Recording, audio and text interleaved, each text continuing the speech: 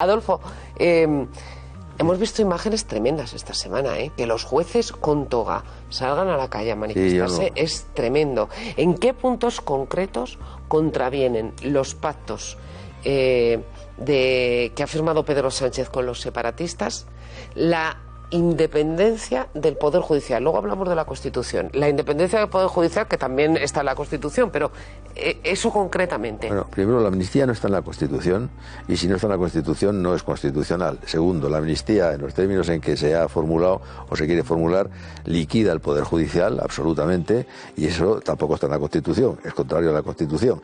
Entonces, la teoría de que como no está prohibido, está permitido, tampoco está prohibida la esclavitud. Sin embargo, una norma que regulara el mercado de los esclavos sería inconstitucional, porque la contradicción no tiene por qué ser contradicción sobre un precepto prohibitivo textual, sino respecto al funcionamiento de instituciones y valores que tienen contenido constitucional, es decir, que están integrados en la Constitución. Y la amnistía no es compatible. Y sin embargo, Pachi López ha evocado la amnistía del 77, nada menos. Pero es que, bueno, Pachi López tiene una lectura de las cosas absolutamente interesada política, pero estamos hablando de derecho. La Constitución tiene una inspiración política, como es natural, una elaboración política, pero una vez que está elaborada y se está promulgada, es una pieza fundamental, la máxima, la de mayor jerarquía dentro del ordenamiento jurídico, y tiene vida propia. Es decir, la Constitución habla por sí misma. No hace falta que haya que acudir a interpretaciones de carácter político de gente interesada en interpretarlo así, interpretarlo así. Pero el problema no está en si es constitucional o no, porque eso lo tendría que decidir el Tribunal Constitucional.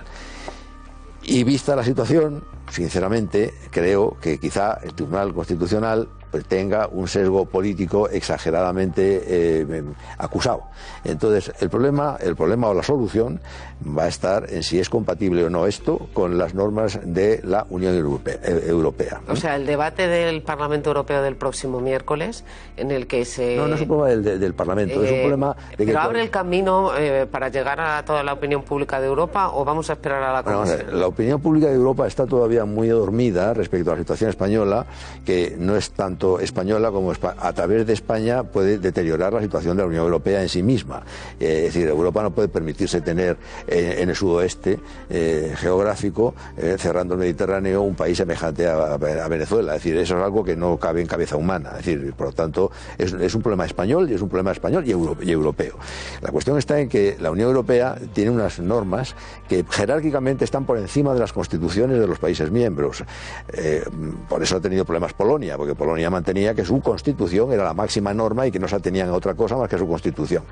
Claro, el problema es que por encima de la Constitución española está las directivas de la Unión Europea, que hay una directiva sobre terrorismo, hay otra directiva reciente sobre el blanqueo de capitales, sobre valorización de fondos públicos, un artículo 2 de la Unión Europea que consagra la independencia judicial, la división de poderes, y eso es derecho de la Unión. Y ese derecho de la Unión está jerárquicamente por encima de la Constitución española, de modo que cualquier juez, ¿no?, el juez competente que conozca del recurso que sea, si tiene la idea de que tiene que aplicar o tiene permisión para aplicar una norma de la ley de amnistía, ya promulgada y ya publicada en el Boletín Oficial del Estado, si tiene dudas, serias dudas y razonables y razonadas dudas sobre si es compatible o no con el Tratado de la Unión Europea y con las directivas de la Unión Europea, debería suspender la ejecución o el cumplimiento de la norma de la amnistía y consultar y evacuar lo que es una cuestión prejudicial al Tribunal de Justicia de la Unión Europea.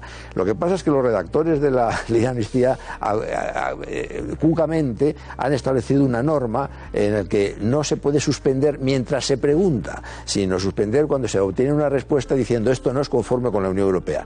Pero también es planteable esta propia norma ante la Unión Europea, es decir, un magistrado podría no aplicar la norma X, la que fuera, del tratado de la ley de amnistía, tampoco aplicar la no suspensión, suspenderla, o sea, no aplicarla sencillamente, y consultar a la Unión Europea primero si es constitucional la prohibición de suspensión o la posibilidad de suspensión, y dos, si las normas que contiene la ley de amnistía son compatibles con la independencia del Poder Judicial. La respuesta es muy fácil: no es compatible.